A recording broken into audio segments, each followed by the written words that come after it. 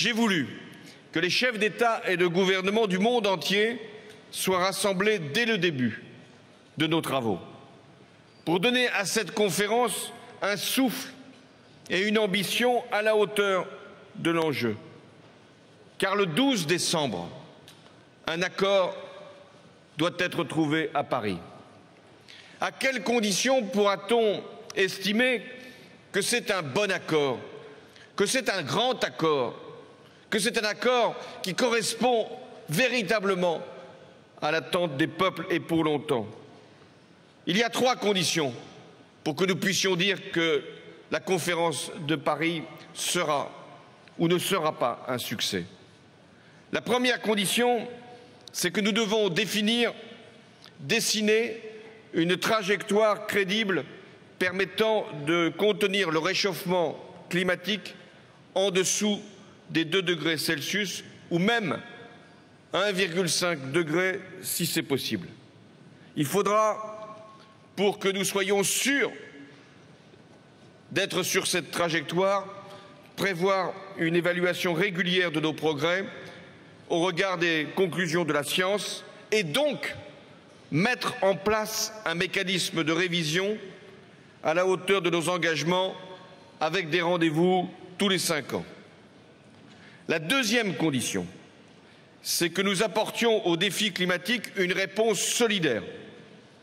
Aucun État ne doit pouvoir se soustraire à ses engagements, même si un mécanisme de différenciation pourra prendre en compte les niveaux de développement et les situations.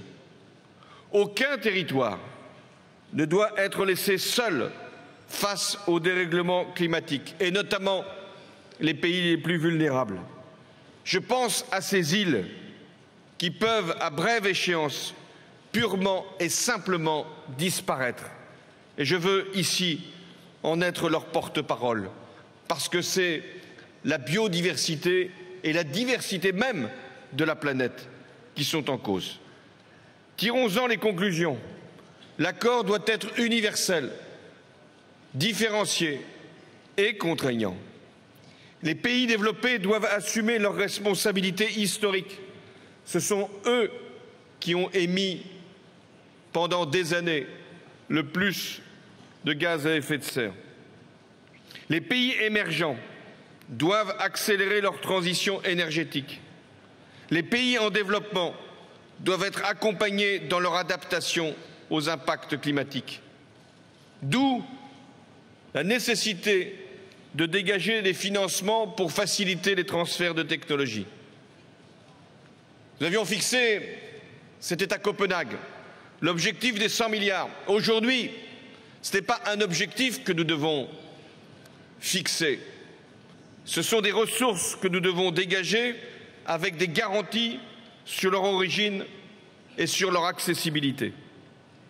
Enfin, la troisième condition pour qu'il y ait un accord à Paris, c'est que toutes nos sociétés, dans leur grande pluralité, diversité, se mettent en mouvement.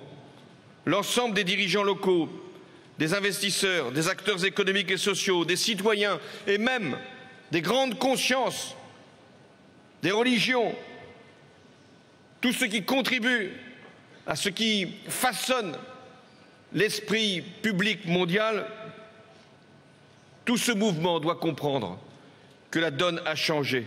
Là est la clé pour relever le défi climatique.